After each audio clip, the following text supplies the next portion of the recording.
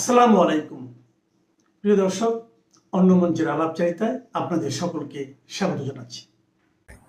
ধন্যবাদ আপনাকে, সেই সাথে আপনার দর্শকদের সালাম, নমস্কার, শুভেচ্ছা। আরেকটা লাইভ করতে আসলাম কারণ বিষয়টা আমার কাছে অনেক গুরুত্বপূর্ণ মনে হয়েছে। প্রধানমন্ত্রী তারেক রহমানের উপদেষ্টা জাহিদুর রহমান দিল্লিতে ঢুকতে পারেনি। আমার অনেক প্রাসঙ্গিক কথা আছে এখানে, আমার মনে হয় কথাগুলো আমাদের বলা দরকার। জাহিদুর রহমান নাকি দিল্লি যাচ্ছিল একটা আন্তর্জাতিক সংস্থা ইন্ডিয়ান ওশেন রিম অ্যাসোসিয়েশন, এটার কোনো একটা ফোরামে বক্তৃতা দেওয়ার জন্য। জাহেদের অবশ্যই আন্তর্জাতিক সম্পর্ক বা এই ধরনের বিষয় নিয়ে অনেক আগ্রহ আছে, এটা আমরা জাহেদের ভিডিও দেখে জানি। কাজে আগ্রহ আছে, সে গিয়েছে, কিন্তু দিল্লি তাকে ঢুকতে দিল না। ব্র্যাকেটে একটা কথা বলে রাখি, এই যে ইন্ডিয়ান ওশেন রিম অ্যাসোসিয়েশন, এই সংস্থাটা আগে ভিন্ন নাম ছিল, কিন্তু এটা 1999 বা 2000 সালের দিকে গঠিত হয় এবং শেখ হাসিনা কিন্তু বাংলাদেশকে এই সংগঠনের সদস্য করেছিলেন। যা হোক, জাহেদ ভারতে ঢুকতে না পারা বিষয়টা একদিক থেকে হাসিও পাচ্ছে, কিন্তু এর তাৎপর্য আমাদের একটু বোঝার চেষ্টা করা দরকার। এই জাহেদকে আমার সহকর্মীরা কষা ডাকনাম দিয়েছে, নাকি পিনাকি দিয়েছে জানি না। পিনাকি অবশ্যই এই নিকনেম প্রডিউস করার ক্ষেত্রে খুবই একেবারে দক্ষ একজন লোক। সে ওই যে জুলকার নায়ন শাহের নামে যে একটা জঙ্গি আছে, তাকে ডাকনাম দিয়েছে একটা অসভ্য কথা, যে কচু খেতি পোঁত বালক। যদিও এই নিকনেমটা উপযুক্ত হয়েছে। ওই শাহের ছেলেটা কিন্তু একটা ইতর এবং আন্তর্জাতিক সন্ত্রাসী না, আন্তর্জাতিক চাপাবাজ এবং ভিখারি। পিনাকি যদি ডাকাত হয়, ওইটা হলো একটা ছিচকে চোর, এই জুলকার নায়ন শাহের। তো পিনাকি সুন্দর সুন্দর ডাকনাম দেয়, যেটা আমার পছন্দ হয়। আর কষা ডাকনামটা তো একেবারে অ্যাপ্রোপ্রিয়েট, এতটাই অ্যাপ্রোপ্রিয়েট বলার অপেক্ষা রাখে না। এই কষা কথা বললে, বিশেষ করে 24-এর জঙ্গি উত্থানের আগে কিংবা পরে, সে প্রধানমন্ত্রী শেখ হাসিনার নাম যেভাবে মুখে আনত এবং যেভাবে আমাদের মুক্তিযুদ্ধের পক্ষের আওয়ামী লীগের সরকারকে, আমার মনে হয় ফ্যাসিস্ট শব্দটা আওয়ামী লীগের নামের সাথে সবচেয়ে বিষাক্ত, মানে বিষ নিয়ে যে মুখ থেকে উচ্চারণ করতে পারতো, কিংবা শেখ হাসিনা সম্পর্কে নানান ধরনের বেয়াদবি, সেইটা জাহেদের মুখে যে পরিমাণ, জাহেদের মুখ থেকে আসলে যে পরিমাণ জঙ্গিদের অনুপ্রাণিত করত, এটা বোধহয় আর কারো মুখ থেকে সেইভাবে কিন্তু অনুপ্রাণিত করতো না। এর কারণ হলো জাহেদ খুব ইফেক্টিভ ওয়েতে বিষ ছাড়তে পারতো, এবং এই ছেলে মনে হলো যে সারাদিন বিষ খায়। বিষ মানে কি, চিরতার পানি খায় সারাদিন। ওর কথাবার্তা শুনলে এটাই কিন্তু আমার কাছে মনে হতো। সুতরাং কষা নিকনেমটা একেবারে অ্যাপ্রোপ্রিয়েট এই ছেলের জন্য। আর অহেতু কোনো ধরনের যুক্তি ছাড়া, ছাড়া সে কিন্তু ভারত ঘৃণা ছড়াতো। আদারওয়াইজ কিন্তু জাহেদ কিন্তু অনেক যৌক্তিক কথাবার্তা বলে, সেই সুনামটাও করতে হবে। বিশেষ করে ইউটিউবে যেসব জঙ্গি অপপ্রচারকারীরা ছিল, সাইবার সন্ত্রাসীরা 2024-এর জঙ্গি উত্থানের আগে, তাদের মধ্যে বস্তুনিষ্ঠ কথা বলার ক্ষেত্রে কিন্তু জাহেদ কিন্তু এক নাম্বার ছিল। বাকিরা কিন্তু সবকিছু নিয়ে টুইস্ট করে মিথ্যা প্রপাগান্ডা, এগুলোকে একেবারে মানে প্রপাগান্ডাটাকে কোনো ধরনের শালীনতার মধ্যে রাখতো না। পিনাকি, ইলিয়াস, আরো যারা আছে, তারা কিন্তু শালীনতার মধ্যে রাখতো না, কোনো শোভনতার মধ্যে, মানে কোনো ধরনের সীমার মধ্যে কিন্তু ওরা মিথ্যাগুলোকে রাখতো না। একেবারে যত মিথ্যা আছে সেগুলোকে সরাসরি প্রচার করতো। জাহিদ কিন্তু ডিস্টিল করতো। জাহিদ কৌশলে শেখ হাসিনার বিরুদ্ধে ঘৃণা ছড়িয়েছে, ভারতের বিরুদ্ধে ঘৃণা ছড়িয়েছে, কিন্তু সে আবার অনেক বস্তুনিষ্ঠ কথা বলেছে। এই যে ওর কথার মধ্যে যে বস্তুনিষ্ঠতা ছিল, বিশেষ করে ও অনেক আন্তর্জাতিক সম্পর্ক নিয়ে কথা বলতো, খুব সম্ভবত 2টাই ইউটিউব চালাতো, আবার দেশীয় জিনিস নিয়েও একটু ইনফরমেশন দিত, ইত্যাদি দিত। ফলে জাহেদের ছড়ানো বিষটা আমি মনে করি যে অনেক বেশি ইফেক্টিভ ছিল। যদিও তার শ্রোতা বা তার তার দর্শক কিংবা তার ক্লায়েন্ট রিলেটিভলি কম ছিল পিনাকি বা ইলিয়াসের তুলনায়, কিংবা আরো যারা গৌণ রয়েছে, যেমন ফাহাম আব্দুল সালাম গালি দেয়া ছাড়া যে কথা বলতে পারে না, এগুলোর তুলনায় জাহেদ আমি বলবো যে অর্থাৎ আমাকে যদি ইউটিউবার হিসাবে মূল্য রেট দিতে হয়, আমি জাহেদকে অনেক উপরে রেট দিব। একই সাথে এটাও স্মরণ করবো যে জাহেদের ছড়ানো ঘৃণাটা, বিশেষ করে শেখ হাসিনার বিরুদ্ধে, সেটা কিন্তু যথেষ্ট যথেষ্ট কার্যকর হয়েছিল 24-এর জঙ্গি উত্থানে জঙ্গিদের অনুপ্রাণিত করার ক্ষেত্রে। বাবা জাহেদ, তোমাকে কিন্তু আবার বলে রাখি, এই কথা আরেকটা লেকচারেও বলেছিলাম, তোমাকে ভারত বের করে দিয়েছে বা তুমি ভারত থেকে রাগ করে চলে এসছো, কি হয়েছে না হয়েছে সেটা নিয়ে একটু পরে আলোচনা করব। তবে শোনো বাবা, আমরা কিন্তু ওইটার দিকে তাকিয়ে নেই, আমরা কিন্তু সময় মতো তোমাকে জিজ্ঞেস করব, তুমি যেই ঘৃণা ভরে শেখ হাসিনাকে দিল্লি দাসী বলতা, এই কথাটার জবাব তোমাকে দিতে হবে। কিভাবে শেখ হাসিনা দিল্লি দাসী হলো?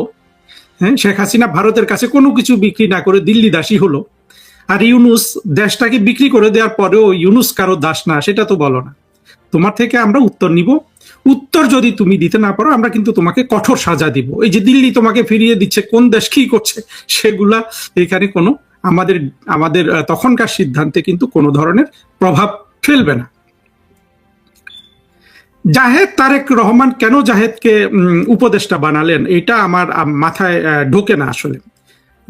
আমি দেখুন, আমি বারবার বলছি, আমি বিএনপির যদি কেউ এটা শুনে থাকেন, আমি আপনাদের একজন রাজনৈতিক সমালোচক বড়জোর তারেক রহমানের সরকারের, এবং সেটা শালীনতার মধ্যে, আমি কোনো অশালীনতার মধ্যে বিএনপির সমালোচনা করি না, বরঞ্চ আমি চেষ্টা করি বিএনপিকে কোন কথাগুলো বললে তারা যদি সেগুলা শুনে বিএনপির ভালো হবে, এগুলো আমি বলার চেষ্টা করি। আপনারা আমার এই সততাটা, বিএনপির বন্ধুরা যদি কেউ থাকেন, আমাকে গালি না দিয়ে আমার এই যে ঐকান্তিক একটা ইচ্ছা আপনাদের প্রতি, আপনাদের ভালো চাই, সেটার একটু মূল্য দেওয়ার চেষ্টা করবেন, এই আবেদনটুকু রাখলাম। দিবেন কি দিবেন না সেটা আপনাদের বিষয়। তারেক রহমান জাহিদুর রহমানকে উপদেষ্টা করা, এইটা কিন্তু তারেক রহমানের একেবারে পরিপূর্ণ একটা ভুল সিদ্ধান্ত। অবশ্য আমি একটা ভিডিওতে শুনছিলাম গোলাম মাওলা রনির, গোলাম মাওলা রনি তো উনি তো অনেক খবর রাখেন বাংলাদেশের রাজনীতির, উনি যেটা বলেছেন সেটার অর্থ দাঁড়ায় যে তারেক রহমান জাহিদুর রহমানকে উপদেষ্টা করেছে সিম্পলি রুমিন ফারহানাকে অপমান করার জন্য। যেটা বুঝাতে চেয়েছেন সেটা হলো রুমিন ফারহানা আর জাহিদুর রহমানের মধ্যে প্রেম ছিল, পরে প্রেম ভেঙে গিয়েছে, এবং রুমিন ফারহানা যেহেতু তারেক রহমানের কথা না শুনে নির্বাচন করেছেন, সেই জন্য রুমিন ফারহানার উপর প্রতিশোধ হিসাবে তারেক রহমান জাহেদকে উপদেষ্টা করেছে। ঘটনাটা আমার কাছে বিশ্বাসযোগ্য মনে হয়েছে, কারণ হলো রুমিন ফারহানা আর জাহেদকে নিয়ে এরা অনেক কুৎসা রটনা করেছিল, বিশেষ করে শীর্ষ জঙ্গিদের একজন ইলিয়াস কিন্তু অনেক ধরনের আপনার অশালীন অসভ্য তাদের ছবি টবি দিয়েও সে ফেসবুক পোস্ট ভিডিও এগুলো আপনারা জানেন। কিন্তু তারেক রহমান রুমিন ফারহানাকে শিক্ষা দেওয়ার জন্য জাহেদকে উপদেষ্টা করেছেন, এটা আমি বিশ্বাস করেছি। হয় কি, কোনো একটা কথা শুনলে সহসা বিশ্বাস হয়ে যায় না, ওই রকম বিশ্বাস হয়েছে। এর বাইরে আমি জানি না, আমি সঠিকও হতে পারি ব্যাঠিকও হতে পারি, কিন্তু এছাড়া আসলে জাহেদকে উপদেষ্টা করার কারণটা কি থাকতে পারে। আর তারেক রহমানের জন্য এটা বলবো যে আপনি যদি ওই দৃষ্টিভঙ্গি থেকে জাহেদকে উপদেষ্টা করেন তাহলে তো আপনি 2 গুণ ভুল করেছেন। তবে এটা আমরা জানি অভিজ্ঞতা থেকে যে আমাদের না পৃথিবীতে অনেক জায়গায় সরকার প্রধানরা এই ধরনের সিদ্ধান্ত নিয়ে থাকেন। হ্যাঁ, ঝিকে মেরে মানে বউকে মেরে ঝিকে শেখানো, এই ধরনের কাজকর্ম কিন্তু তারা করে থাকে, যেটা চরম একটা অপরিণামদর্শী সিদ্ধান্ত। এবং মানুষ তাদের উপর যে ধরনের রেসপন্সিবিলিটিটা দেয়, তারেক রহমান তো আর কোনো ভালো নির্বাচনের মাধ্যমে ক্ষমতায় আসেননি, তিনি যে নির্বাচনের মাধ্যমে ক্ষমতায় আসেন ওটা হলো বাংলাদেশের ইতিহাসে দ্বিতীয় খারাপ নির্বাচন। আর একটা ছিল 15ই ফেব্রুয়ারির নির্বাচন। এর আগের একটা ভিডিওতে আমি বোধহয় 25শে ফেব্রুয়ারি বা কিছু একটা বলেছিলাম। দেখুন, তারিখ ভুল হয়, স্লিপ অফ টাং হয়, এগুলো নিয়ে আপনারা বেশি প্যাচ ধরবেন না। আর আমি তো আসলে ভালো করে কথা বলতে পারি না, এই যোগ্যতা তো আমার নাই। জাহেদের মতো যোগ্যতা, পিনাকির মতো যোগ্যতা, বা আমাদের মুক্তিযুদ্ধের পক্ষে যারা সুন্দর কথা বলেন তাদের যোগ্যতা আমার নাই। আমি যেটার জন্য কথা বলি সেটা হলো আমাদের মুক্তিযুদ্ধের পক্ষে মানুষের, মুক্তিযুদ্ধের পক্ষে পক্ষের যারাই কথা বলবেন, যারা ইন্টেলেকচুয়াল হবেন, যারা আগামী দিনে মন্ত্রী হবেন, যারা দেশটাকে মুক্তিযুদ্ধের পক্ষে শাসন করবেন কিংবা সেবা করবেন, তারা কোন ধরনের দৃষ্টিভঙ্গি পোষণ করবেন, তাদের মুখের ভাষাটা কি হবে, তারা কি ধরনের আর্গুমেন্ট দিবেন, এই যুক্তিগুলো আমি শেখানোর চেষ্টা করি। আপনারা আমার কথাগুলো নিয়ে যান, তারপর সেখান থেকে যতটুকু আপনার স্লিপ অফ টাং আছে, যতটুকু মনে করেন যে তোতলামি আছে, যতটুকু আপনার কাছে অসুন্দর মনে হয়, আমি হাসি একটু বেশি, আমার হাসি পায়, কারণ হলো যে এই কাজটা করলে আমার হাসি পায়, কারণ এই কাজ আমি তো লেখক হিসাবে গড়ে উঠি, লেখকই আসি, লিখি, প্রকাশ করি না, কারণ আমার লেখাপড়ার লোক নাই, আমি একজন লেখক। ফলে এই বক্তৃতাটা আমি কিন্তু দিতে এসেছি সলিমুল্লাহ খান পিনাকি এদের উপর রাগ করে, যে আমাদের মুক্তিযুদ্ধের পক্ষের একটা শক্তি সরকারকে শুধু মিথ্যা প্রপাগান্ডা দিয়ে ফেলে দিয়েছে 2024 সালের জুলাই মাসে, একেবারে পরিপূর্ণ মিথ্যা প্রপাগান্ডা দিয়ে, এবং আমরা আমাদের সরকারকেও কিন্তু এই প্রপাগান্ডাগুলোর জবাব দেয় নাই, এবং জবাব দেওয়ার ভাষাও তাদের ছিল না, আর যেই ভাষায় জবাব দেয় সেগুলা আপনার কার্যকর হয় না। আমি একটা কার্যকর ভাষা আবিষ্কার করার জন্য কিন্তু কথা বলি, কিন্তু পরিবেশনাটা আপনারা করবেন। যাই হোক, আবার জাহেদের কথায় ফিরে আসি। জাহেদকে যদি তারেক রহমান রুমিন ফারহানাকে শিক্ষা দেওয়ার জন্য নিয়োগ দেন, তাহলে তারেক রহমান এখানে দ্বিগুণ ইরেসপন্সিবিলিটি করেছেন। এমনিতে জাহেদ যে ধরনের ঘৃণা ছড়াতো ইউটিউবে, সেটার জন্যই কিন্তু সে অযোগ্য হয়ে যায় একটা সরকারি কাজে। কিন্তু যদি সেটা আবার যদি হয় যে অন্য একজন আরো বলিষ্ঠ এবং আরো দক্ষ রাজনীতিবিদকে অপমানিত করার জন্য করা, সেটা কিন্তু অন্তত রাষ্ট্রের দৃষ্টিভঙ্গি থেকে দেখলে এটা একেবারে অমার্জনীয় একটা, আমি বলবো যে ইরেসপন্সিবিলিটি, অমার্জনীয়, সম্পূর্ণ অমার্জনীয়।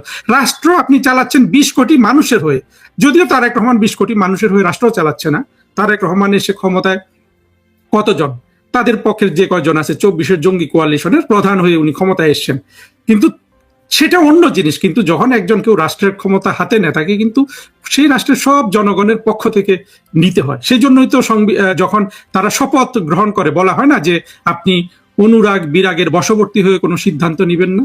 এগুলো কিন্তু এই যে বিরাগের বশবর্তী হয়ে জাহেদকে যদি উনি করে থাকেন, জানি না, বাট ব্যাখ্যাটা দেওয়া প্রয়োজন ছিল, কারণ জাহেদের মতো একটা অত্যন্ত ক্ষতিকারক ছেলেকে, মানে যে আসলে সরকারের কিছুই সে অ্যাড করতে পারবে না, পারে যে নাই, এটা তো আমরা দেখছি। এখন তো সরকারের একেবারে অঘোষিত বা ঘোষিত মুখপাত্র কিন্তু জাহিদুর রহমান। ও যে বিষাক্ত ভিডিওগুলা করত, সেগুলো যে পরিমাণ ইম্প্যাক্টফুল ছিল, তারেক রহমান সরকারের বক্তব্য বিবৃতি কি সে সেই দক্ষতার সাথে দেশের সামনে তুলে ধরতে পারছে? হ্যাঁ, আপনি বলবেন যে আসলে তারেক রহমানের পক্ষে তো তুলে ধরার কিছু নাই, না থাকলেও কিন্তু যে সেই কাজ করে তার যদি দক্ষতা থাকে তার কিন্তু পারার কথা। আমরা দেখছি যে জাহেদ কিন্তু সেটা করতে পারছে না। আমি আশা করব দিল্লিতে এইভাবে অপমানিত হওয়ার পর তারেক রহমান জাহেদকে, হ্যাঁ, জাহেদের প্রতি যদি ওনার কৃতজ্ঞতা থাকে, জাহেদকে যদি উনি মনে করেন যে ছেলেটা ওনাকে ক্ষমতায় এনেছে, কারণ জাহেদের লেকচারগুলো, ভিডিওগুলো অনেক ইম্প্যাক্টফুল ছিল, জঙ্গিদের অনুপ্রাণিত করেছে, টাকা দেন তাকে পেছনে বসিয়ে রাখেন। তাকে যদি জ্ঞানী মনে করেন, হ্যাঁ, তাকে আপনি অন্য কোনো একটা কাজ দেন। তাকে আপনি আপনার মুখপাত্র কেন করেছেন? আমি হলে অবশ্য কাজও দিতাম না, কারণ এই ধরনের যারা অযৌক্তিকভাবে ঘৃণা উৎপাদন করে তারা কিন্তু কাজে কখনো সফল হয় না। ফলে জাহেদ যে কখনো কোনো কাজে সফল হবে না, মানে ইতিবাচক কাজে, সেটা বলেই দেয়া যায়। ফলে এই ধরনের লোকজনকে আমি চাকর বাকরের বেশি ট্রিট করতে রাজি নেই। আমি যদি তারেক রহমানের জায়গায় থাকতাম, আমি নগদ টাকায় জাহেদকে শোধ করে দিতাম, বাবা জাহেদ তুমি এই উপকার করেছো, এত কোটি টাকা নাও। তারেক রহমানের তো এখন টাকার কোনো অভাব নেই। এইভাবে আসলে যারা সত্যিকারের ঘৃণা উৎপাদন করে তাদেরকে কিন্তু এই ধরনের এইভাবে কিন্তু ট্রিট করতে হয়। তাদেরকে আপনার এইটা কখনোই কোনো প্রজ্ঞার লক্ষণ নয় যে তাদেরকে আপনি গুরুত্বপূর্ণ দায়িত্ব দিলে যেটা হয়, তারেক রহমান আজকে একেবারে সরাসরি কিন্তু অপমানিত হয়েছেন। আমি একটা ফেসবুক পোস্টে পড়লাম যে জাহেদ নাকি পাকিস্তানি যে গোয়েন্দা সংস্থা আইএসআই এর সাথে অনেক বার্তা বিনিময় করেছে, টেক্সট করেছে, কি করেছে, এগুলো ইন্ডিয়ানরা জেনে ফেলেছে। এই জন্য নাকি তাকে বিমানবন্দরে কিছুটা জিজ্ঞাসাবাদ করা হয়েছিল। পরবর্তী খবর তো সব জায়গায় আছে, এখন জাহেদ নাকি শ্রীলঙ্কা হয়ে, চিন্তা করেন, হ্যাঁ, কত দূর দিয়ে তাকে আবার বাংলাদেশে ফিরে আসতে হচ্ছে, এবং বাংলাদেশে ফিরে এসে ছেলেটা কি বলবে? ও যেহেতু বাকপটু, ও যেহেতু গল্প বানাতে পারে, ও হয়তো কিছু একটা বলবে, কিন্তু এটা তারেক রহমানের সরকারের জন্য চরম একটা অপমান, এতটাই অপমান আমি ভাবতেই পারছি না।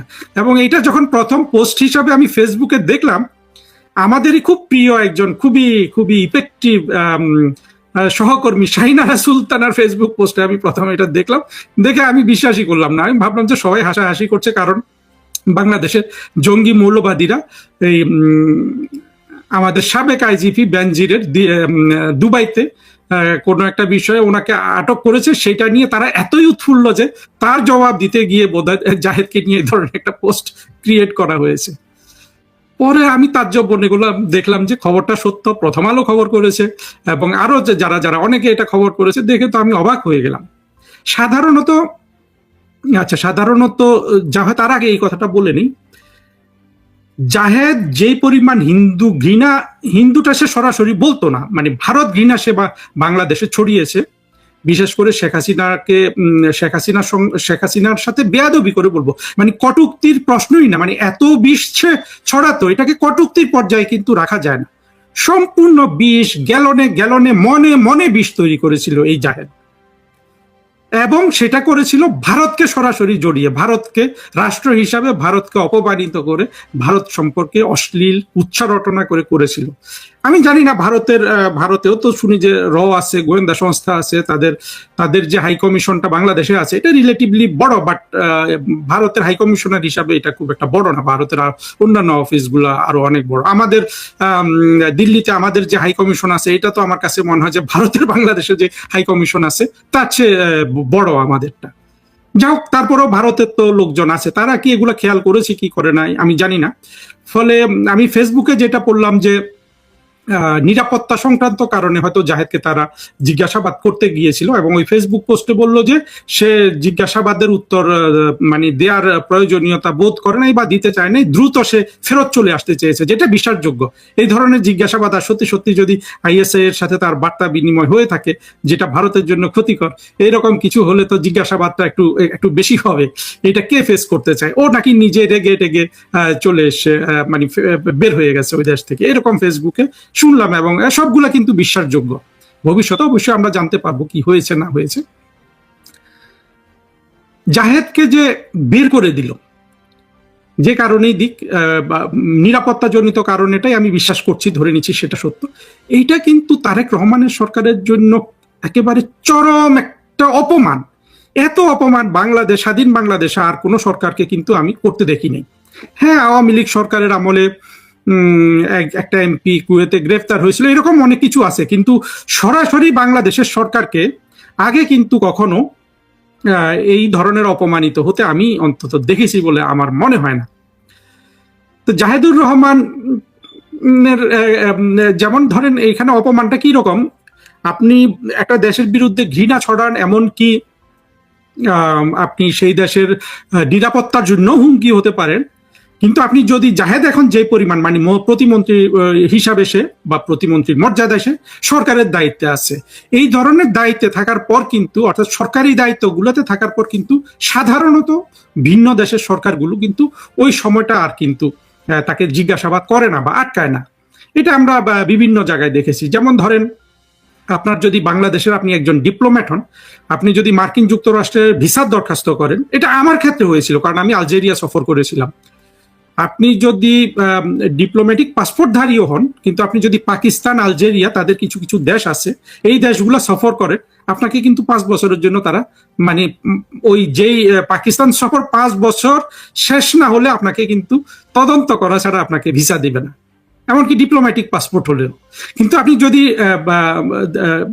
যেমন আমাদের মার্কিন যুক্তরাষ্ট্রের দূতাবাসে যদি আপনি ট্রান্সফার হয়ে যান, সেখানে বদলি হলে কিন্তু আপনার উপর ওই নিয়মটা ওরা ফলো করবে না, ভিসা দেবে না। ভিসাটা যদি আপনার ভ্রমণ বা অন্য কোনো কারণে হয়, এমনকি সরকারি দায়িত্ব হয়, কিন্তু দূতাবাসে কাজ করতে গেলে কিন্তু তারা ওই নিয়মটা ফলো করবে না, আপনাকে ভিসা দিয়ে দিবে। ফলে জাহিদকে আটকানোটা আমার কাছে খুব অবাক মনে হয়েছে। তার মানে জাহিদ সত্যি সত্যি কোনো ধরনের অপকর্মের সাথে জড়িত। কারণ আমরা দেখেছি যে 5 আগস্ট 2024 জঙ্গি উত্থানে ভারত নিরপেক্ষ ভূমিকা পালন করেছে, কিংবা শেখ হাসিনা সরকারের পড়ে যাওয়ার, আমি বিষয়টাকে নিরপেক্ষ বলতে পারি, কিংবা এটা বলতে পারি যে ভারত যে কোনো কারণেই হোক মার্কিন যুক্তরাষ্ট্র এদের সাথে এক ধরনের অ্যালাইনমেন্ট ছিল। আমি অবশ্য জানি না সত্যটা কি, এইটা আবার আমাদের বিখ্যাত এক সাংবাদিক, ভারতীয় সাংবাদিক চন্দন নন্দী বলেন। চন্দন নন্দী তো আবার অনেক খবর টবর রাখেন।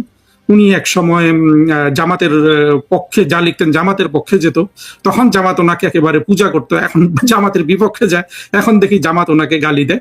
বাট চন্দন নন্দী, যেটা আমি বলতে পারি, ওনার সাথে আমার একবার কথা হয়েছে, চন্দন নন্দী এবং অনেকেরই কিন্তু বাংলাদেশ সম্পর্কে তাদের একটা টান আছে। টানটা কি জানেন?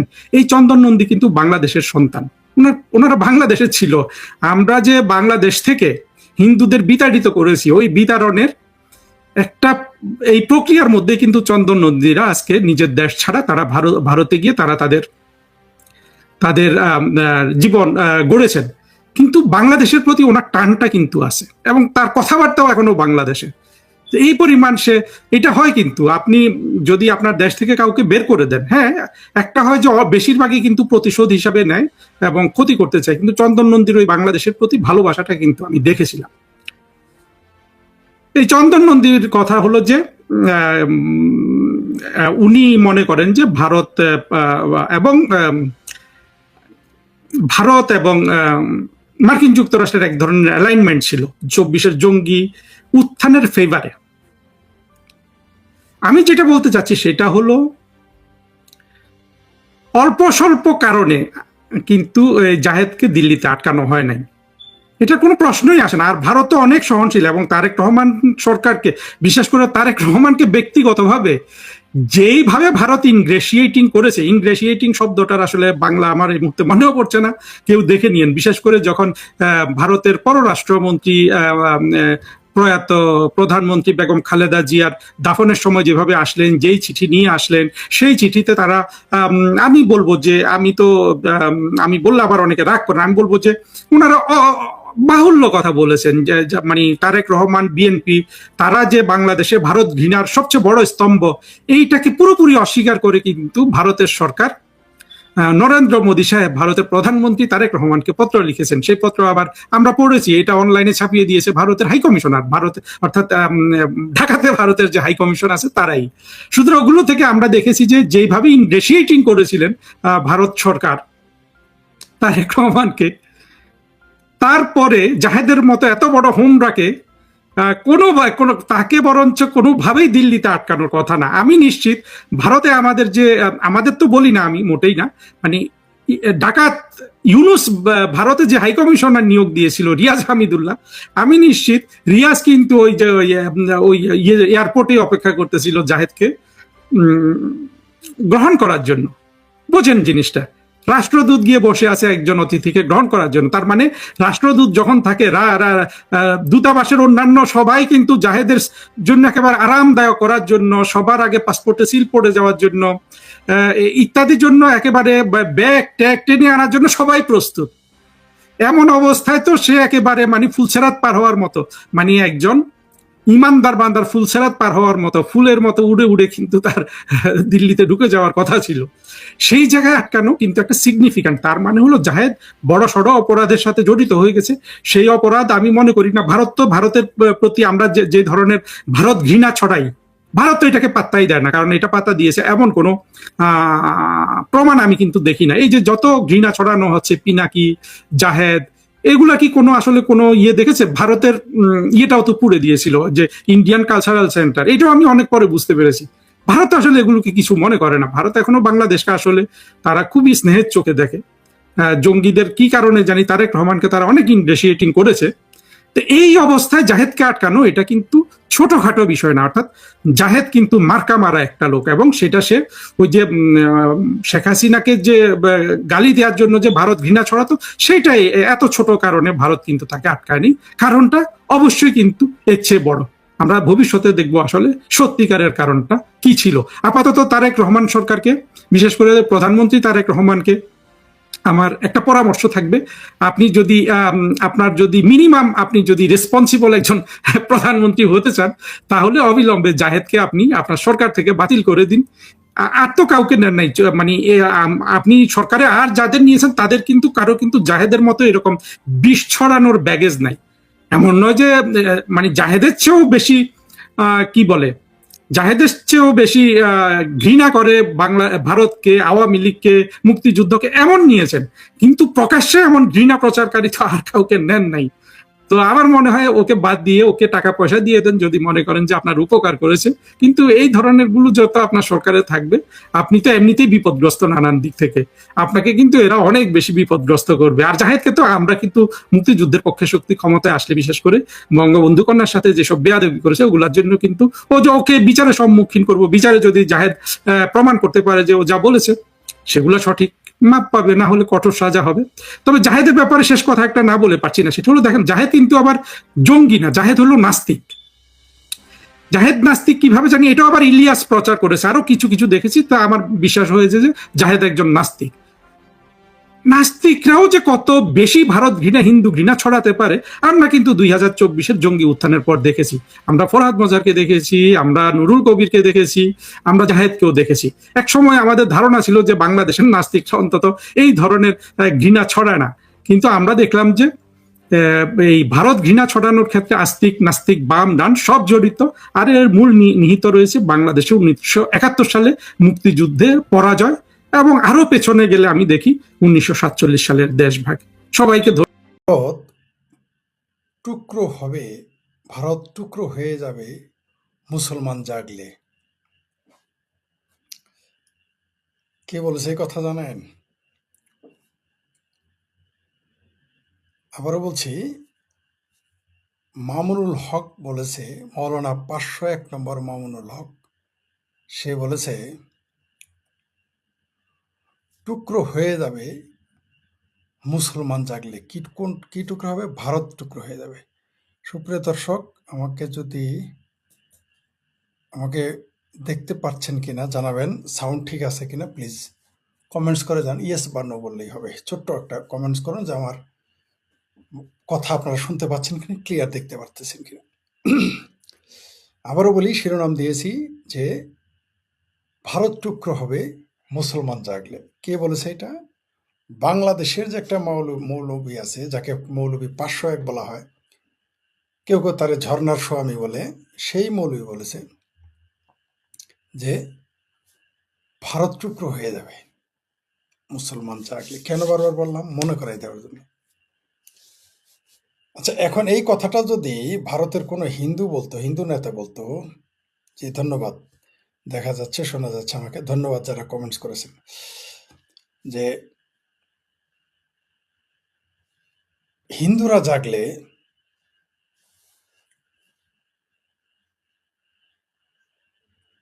বাংলাদেশ ভেঙে যাবে, হিন্দুরা জাগলে পাকিস্তান ভেঙে যাবে, এই কথা যদি বলতো কোনো হিন্দু নেতা, এতক্ষণ দেখতেন বাংলাদেশের প্রতিবাদ হতো, পাকিস্তানে হতো, এমনকি খোদ ভারতের ভিতরে এটা নিয়ে প্রতিবাদ করত।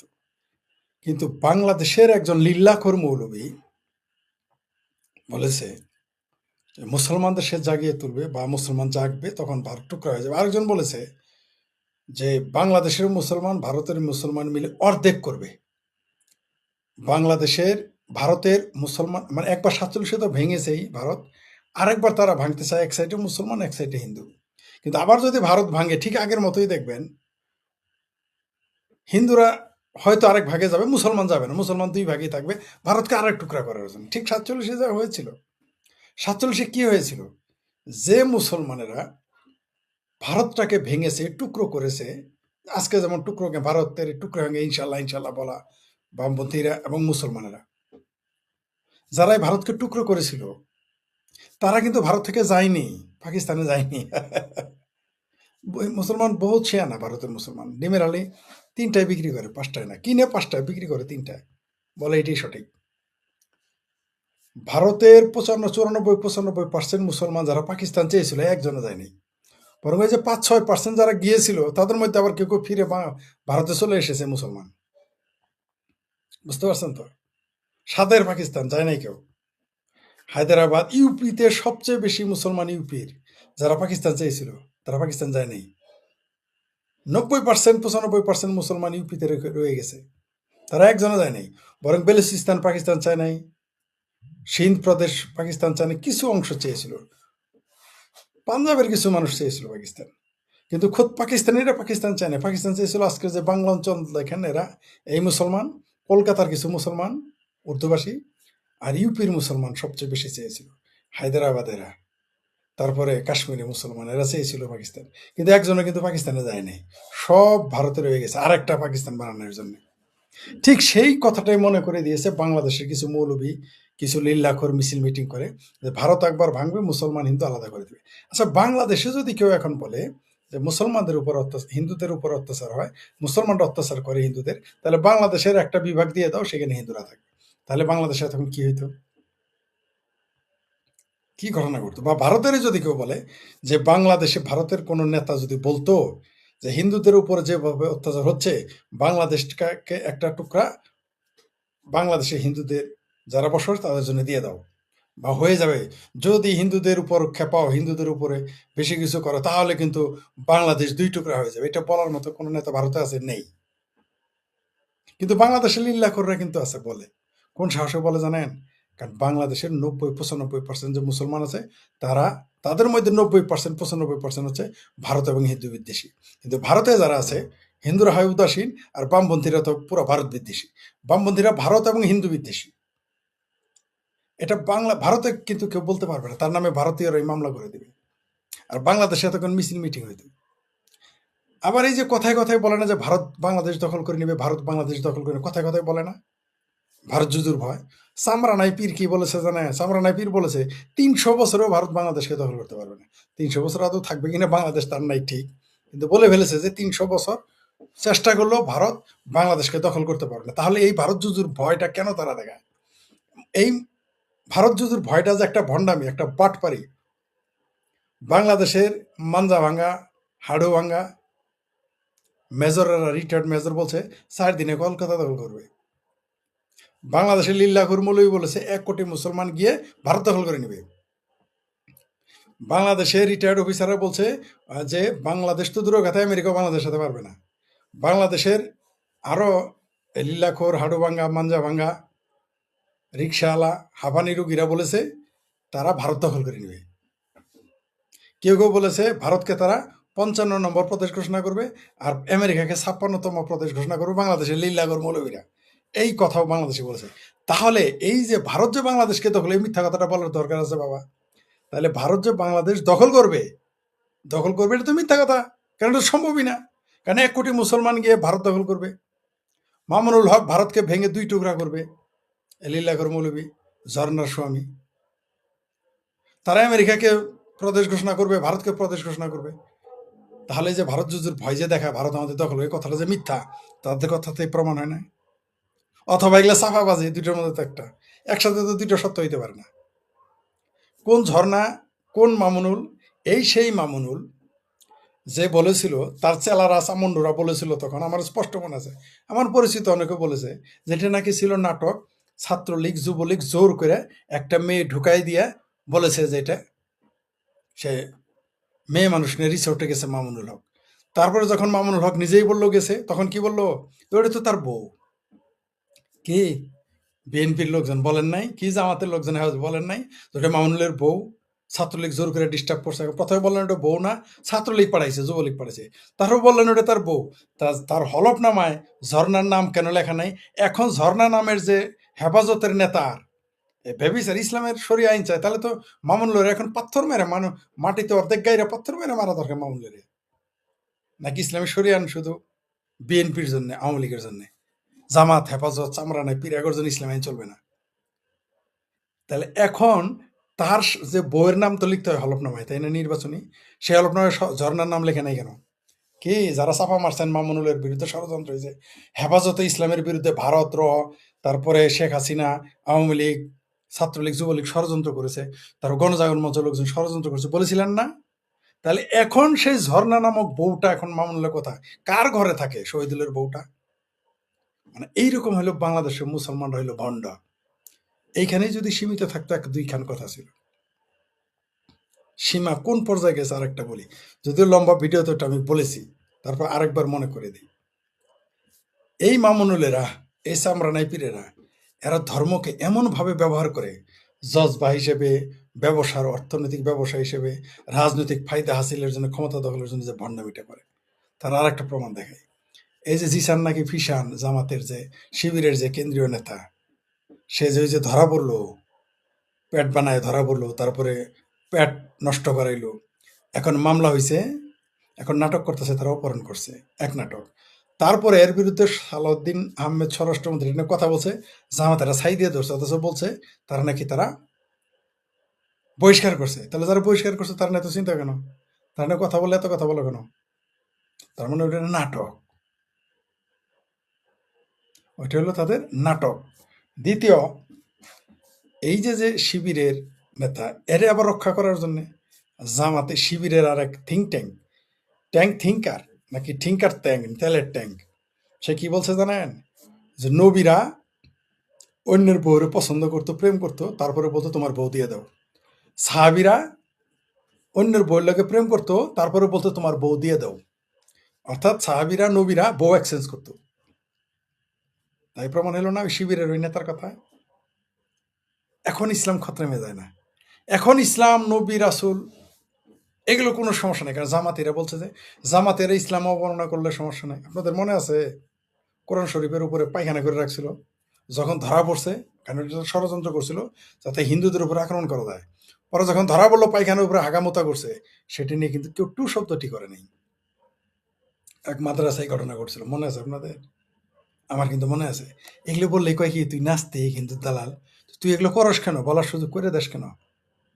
এই যে নবী এবং সাহাবী তারা যে পরকিয়া করতো বা প্রেম করতো, আরেকজন বউ নিয়ে নিত, মানে বউ এক্সচেঞ্জ, এটা যেন ইংরেজিতে কি বলে, আমেরিকা ইউরোপের একটা সিস্টেম আছে, বউ বদলানোর কি যেন একটা ইংরেজি আলাদা নাম আছে।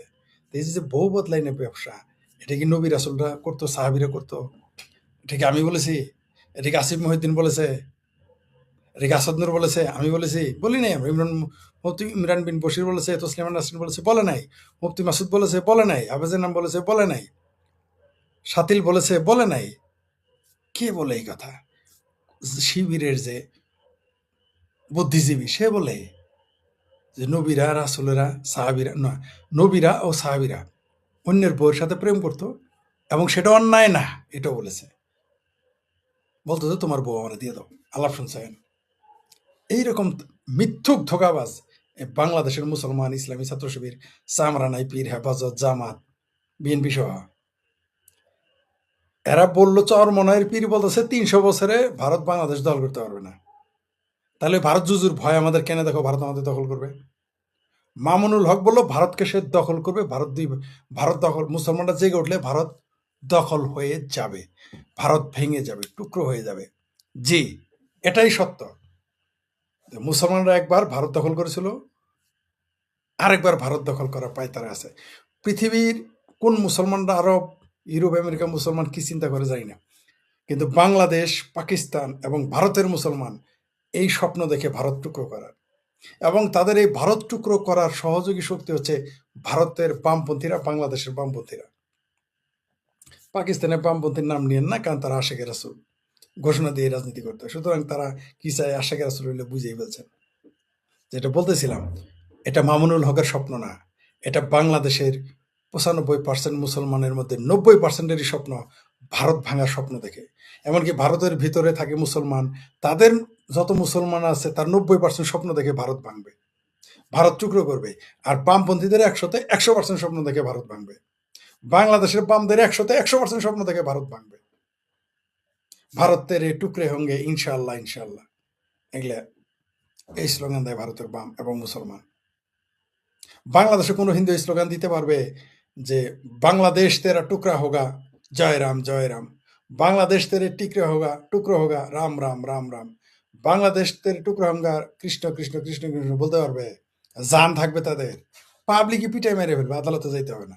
আর ভারতের টুকরো হোঙ্গা এই স্লোগান দিলে, তার ধরলে বাংলাদেশে, ভারতে মিছিল করে কেন ধরলো, বাক স্বাধীনতা আছে কিনা। এই হলো ভারত গণতন্ত্র। ভারতের গণতন্ত্র বামদের সুবিধা দিয়েছে, মুসলমানদের সুবিধা দিয়েছে, অথচ মুসলমানরা গণতন্ত্রে বিশ্বাস করে না, এটা বলে কুফরি। আর বামেরা তো গণতন্ত্র মানে না, ওরা বলে আমরা সমাজতন্ত্র চাই। কারণ সমাজতন্ত্র যারা চায় সে তো গণতন্ত্রে বিশ্বাস করতে পারে না। কিন্তু গণতন্ত্রের সুবিধা নিয়ে বাংলাদেশ, গণতন্ত্রের সুবিধা নিয়ে ভারত এবং ভারতের মুসলমান এবং বামেরা লাভালাভি করে। কোনো বামদের, সৌদি আরবে বামপন্থী দেখেছেন? কুয়েত, কাতার, জর্ডান, দুবাই, বাংলাদেশ বামপন্থীতে হাওয়া, পাকিস্তানে বামপন্থী নাম শুনছেন, আফগানিস্তানে তো কোনো দলই নেই। পেয়েছেন খুঁজে আপনি? পান নাই। কেন পান নাই? কারণ ওইখানে গণতন্ত্র নাই। গণতন্ত্র থাকলেই মুসলমান এবং বামেরা ওইখানে চিৎকার চেঁচামেরি শিয়ালের মতো হুক্কা হুয়া করে। এ মার্কসিস্ট আর মোহাম্মদিস্ট সুযোগটা নিয়ে নেয় গণতন্ত্রের। আর ওই দেশ, ওই সমাজ, ওই রাষ্ট্রের 12টা বাজায় বলে। এই যে ভারত টুকরো করার স্বপ্ন প্রত্যেকটা মুসলমান দেখে, এটাকে ভারতের হিন্দুরা কিন্তু সবাই জানে না, জানলেও সেটা মানে না। ভারতের প্রত্যেকটা মুসলমান ভারত টুকরা করতে চায়, যদিও 100তে 100 না, 2-4 জন আলাদা আছে।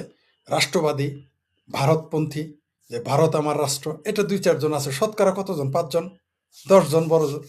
বড়জোর ভারতের যদি 25 কোটি মুসলমান থাকে, এর মধ্যে 10% হিসাব করেন কত হয় সর্বোচ্চ। এটা মানে 2.5 কোটি।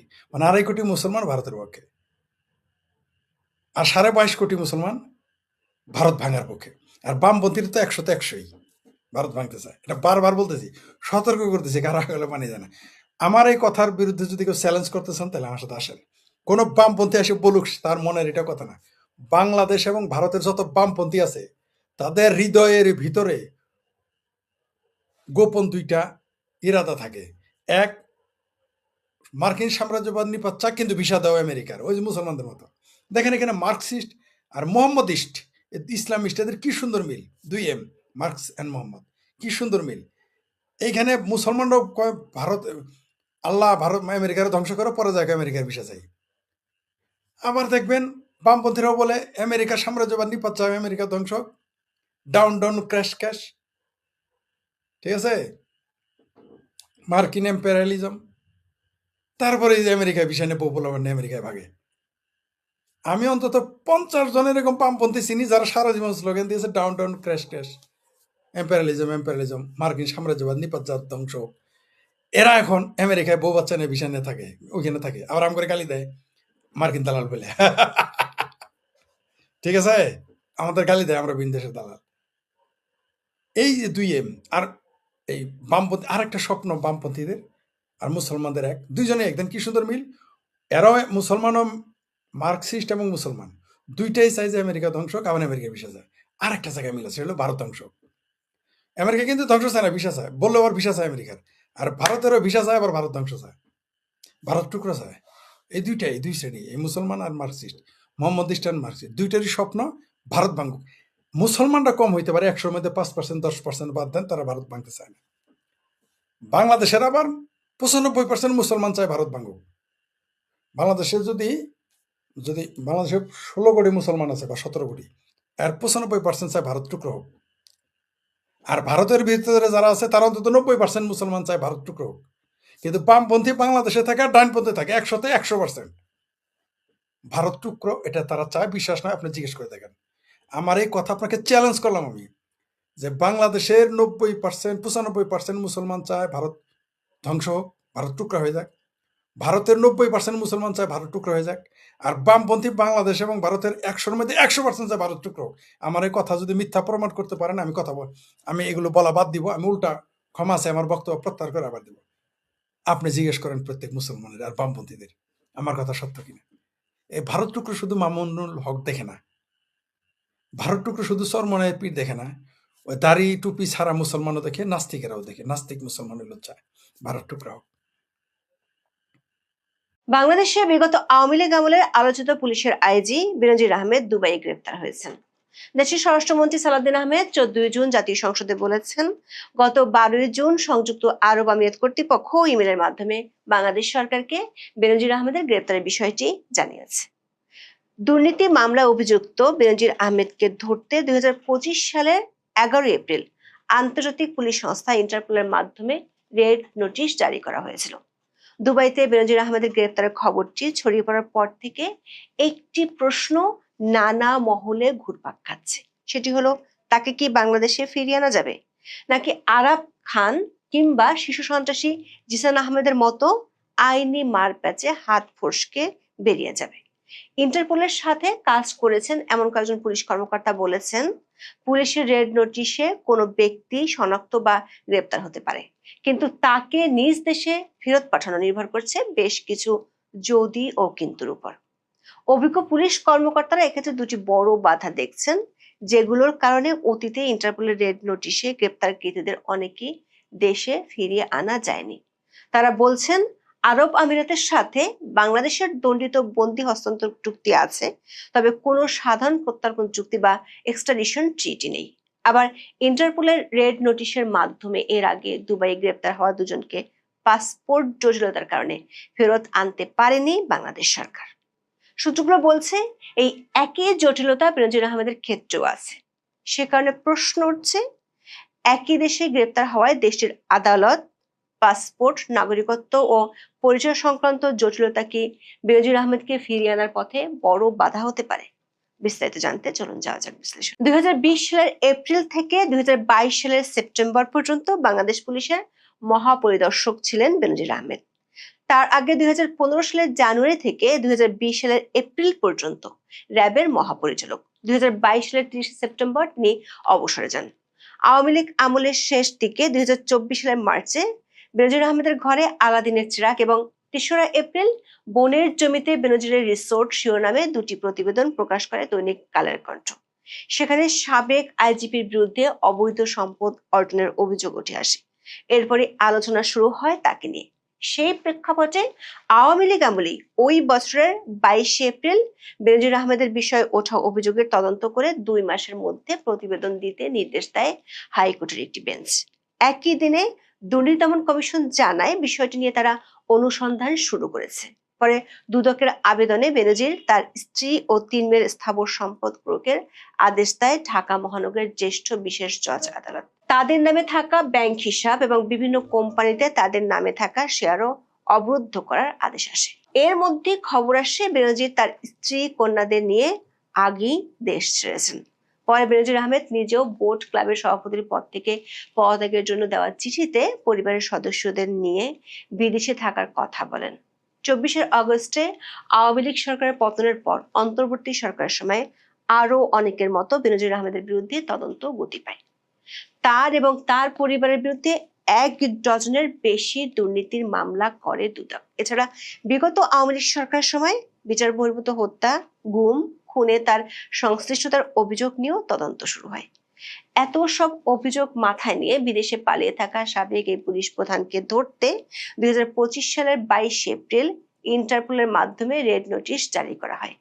এরপর মে মাসে 11 কোটিরও বেশি টাকার অবৈধ সম্পদ অর্জনের অভিযোগে দুদকের মামলায় বেনজির আহমেদের বিরুদ্ধে অভিযোগ গঠন করে তার বিচার শুরুর আদেশ দেয় ঢাকার একটি আদালত। সেই মামলা বর্তমানে সাক্ষ্য গ্রহণের পর্যায়ে রয়েছে। 14 জুন বাংলাদেশের জাতীয় সংসদের অধিবেশনে স্বরাষ্ট্রমন্ত্রী সালাউদ্দিন আহমেদ বেনজির আহমেদের গ্রেপ্তারের তথ্য তুলে ধরেন। তবে বেনজির আহমেদকে ঠিক কোথা থেকে গ্রেপ্তার করা হয়েছে সেটি নিয়ে ধোঁয়াশা আছে। বাংলাদেশের অনেক গণমাধ্যমে বলা হচ্ছে, লন্ডন থেকে সিঙ্গাপুর বা থাইল্যান্ড যাওয়ার পথে দুবাই এয়ারপোর্টে ট্রানজিটের সময় বেনজির আহমেদ গ্রেপ্তার হয়েছেন। তবে দুবাইয়ের একটি সূত্র বলছে, বেনজির আহমেদ কোথাও থেকে দুবাই আসেননি, বরং তিনি দুবাইতেই ছিলেন। তার 1 মেয়েকে বিদায় দেওয়ার জন্য তিনি দুবাই এয়ারপোর্টে গেলে সেখান থেকে তাকে গ্রেপ্তার করা হয়। আরেকটি সূত্র বলছে, তাকে দুবাইয়ের একটি শপিং সেন্টার থেকে গ্রেপ্তার করা হয়েছে। তিনি বাংলাদেশ ছাড়ার পর থেকে দুবাইতে আছেন এবং সেখান থেকে তিনি অনেক দেশ ভ্রমণ করেছেন। বাংলাদেশের জাতীয় সংসদের কার্যপ্রণালী বিধির 300 ধারায় দেওয়া এক বিবৃতিতে স্বরাষ্ট্রমন্ত্রী সালাউদ্দিন আহমেদ বলেছেন, গত 12 জুন সংযুক্ত আরব আমিরাতের স্বরাষ্ট্র মন্ত্রণালয়ের অধীন ন্যাশনাল সেন্ট্রাল ব্যুরো বা এনসিবি আবুধাবি থেকে পাঠানো এক ইমেইলে বাংলাদেশ সরকারকে জানানো হয়েছে, দুর্নীতির মামলায় অভিযুক্ত বেনজির আহমেদকে সেখানকার পুলিশ গ্রেপ্তার করেছে এবং তিনি বর্তমানে আটক আছেন। স্বরাষ্ট্রমন্ত্রী বলেন, বেনজির আহমেদকে গ্রেপ্তারের লক্ষ্যে ঢাকায় পুলিশ সদর দপ্তরের ন্যাশনাল সেন্ট্রাল ব্যুরোর মাধ্যমে ইন্টারপোলে আবেদন করা হয়। এর পরিপ্রেক্ষিতে 2025 সালের 11 এপ্রিল তার বিরুদ্ধে রেড নোটিশ জারি করা হয়। সেই নোটিশের ভিত্তিতে আমিরাতের পুলিশ তাকে গ্রেপ্তার করেছে। ইন্টারপোলের রেড নোটিশে দেখা যায়, বেনজির আহমেদের বিরুদ্ধে ওই নোটিশ প্রকাশ করা হয় 2025 সালের 11 এপ্রিল। সেখানে তাকে ফিউজিটিভ ওয়ান্টেড ফর প্রসিকিউশন বা বিচারের জন্য পলাতক আসামি হিসেবে বর্ণনা করা হয়েছে। সতর্কতামূলক অংশে তার নামের পাশে ডেঞ্জারাস এবং এসকেপ রিস্ক লেখা রয়েছে। রেড নোটিশে বলা হয় 2024 সালের 27 আগস্ট দুদকে জমা দেওয়া সম্পদ বিবরণীতে বেনজির আহমেদ প্রায় 11.5 কোটি টাকার সম্পদের তথ্য দেন। তবে দুদকের অনুসন্ধানে 2.5 কোটিরও বেশি টাকার সম্পদ গোপনের তথ্য পাওয়া যায়। এসব অভিযোগে দুর্নীতি দমন কমিশন তার বিরুদ্ধে মামলা করে। ইন্টারপোলের রেড নোটিশে বলা হয়, মানি লন্ডারিং সংক্রান্ত অপরাধের মামলায় 2025 সালের 12 ফেব্রুয়ারি আদালত বেনজিরের বিরুদ্ধে গ্রেপ্তারি পরোয়ানা জারি করেন। ওই পরোয়ানার ভিত্তিতে পরে রেড নোটিশ জারি করা হয়। অবৈধ সম্পদের মামলার পাশাপাশি পাসপোর্ট জালিয়াতির এক মামলাতেও বেনজির আহমেদের বিরুদ্ধে গ্রেপ্তারি পরোয়ানা জারি হয়েছিল।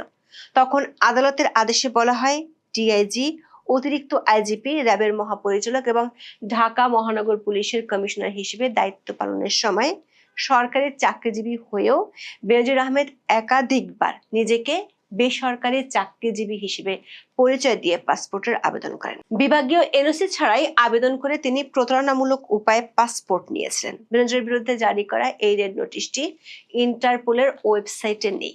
সূত্রগুলো বলছে, ইন্টারপোল নিজেই সব রেড নোটিশ প্রকাশ করে না। অনেক নোটিশ আইন শৃঙ্খলা রক্ষাকারী বাহিনীর ব্যবহারের জন্য সীমাবদ্ধ থাকে। বেনজির আহমেদের গ্রেপ্তারের খবরের পর থেকে এখন মূল প্রশ্ন দাঁড়িয়েছে, তাকে কি বাংলাদেশে ফেরত আনা যাবে এবং যদি আনা যায় সেটি কত দ্রুত সম্ভব। বাংলাদেশের স্বরাষ্ট্রমন্ত্রী বেনজির আহমেদকে ফেরত আনার প্রক্রিয়া তুলে ধরে বলেছেন, এনসিবি আবুধাবি জানিয়েছে, এর ফেডারেল আইন অনুযায়ী গ্রেপ্তারের তারিখ থেকে 30 দিনের মধ্যে কূটনৈতিক চ্যানেলের মাধ্যমে আনুষ্ঠানিক এক্সট্রাডিশন রিকোয়েস্ট পাঠাতে হবে। বেনজির আহমেদকে গ্রেপ্তার করা হয়েছে 12 জুন, সেই হিসেবে আগামী 11 জুলাইয়ের মধ্যে বাংলাদেশ সরকারকে আবেদন করতে হবে। স্বরাষ্ট্রমন্ত্রী সালাউদ্দিন আহমেদ বলেছেন, প্রয়োজনীয় মামলা, গ্রেপ্তারি পরোয়ানা ও তদন্ত সংক্রান্ত নথিপত্র প্রস্তুত করে স্বরাষ্ট্র মন্ত্রণালয় প্রত্যর্পণ প্রস্তাব অনুমোদন করবে। এরপর পররাষ্ট্র মন্ত্রণালয়ের মাধ্যমে ইউএই কর্তৃপক্ষের কাছে আনুষ্ঠানিক প্রত্যর্পণ আবেদন পাঠানো হবে। তবে অভিজ্ঞ পুলিশ কর্মকর্তারা বলেছেন, ইন্টারপোলের রেড নোটিশে কোনো ব্যক্তি শনাক্ত বা গ্রেপ্তার হতে পারেন, কিন্তু তাকে নিজ দেশে ফেরত পাঠানো নির্ভর করে যে দেশে তিনি আটক হয়েছেন সেই দেশের আইন, আদালত, প্রত্যর্পণ সংক্রান্ত চুক্তি, কূটনৈতিক তৎপরতা এবং মামলার নথিপত্রের গ্রহণযোগ্যতার উপর। কারণ ইন্টারপোলের রেড নোটিশ কোনো আন্তর্জাতিক গ্রেপ্তারি পরোয়ানা নয়, বরং এটি হলো ইন্টারপোলের সদস্য দেশগুলোর কাছে একটি অনুরোধ, যাতে কোনো পলাতক ব্যক্তিকে শনাক্ত, অবস্থান নির্ধারণ এবং প্রয়োজনে সাময়িকভাবে আটক করা যায়। এর ভিত্তি হতে হয় সংশ্লিষ্ট দেশের আদালতের গ্রেপ্তারি পরোয়ানা বা বিচারিক আদেশ।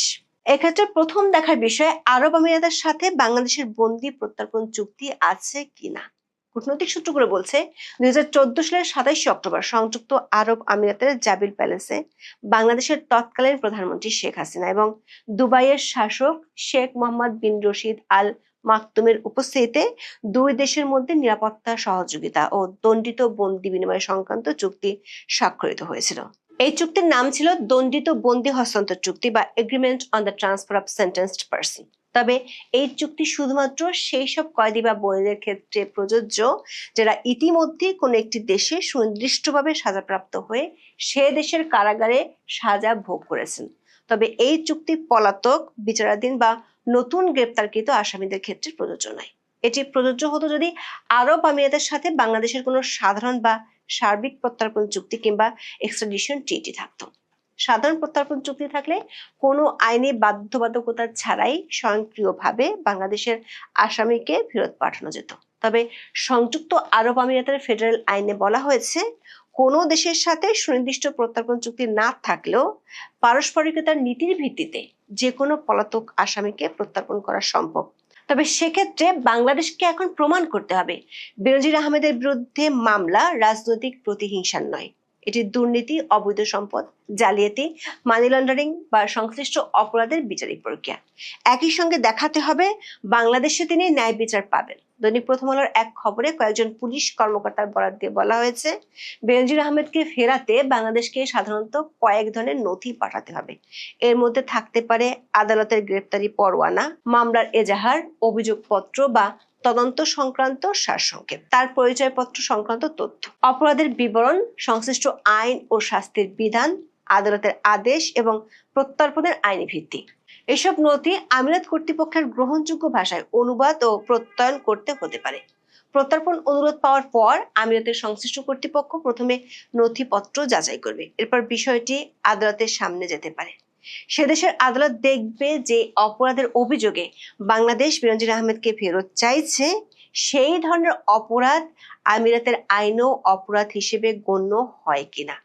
একে বলা হয় ডুয়েল ক্রিমিনালিটি বা উভয় দেশের আইনে অপরাধ হওয়া।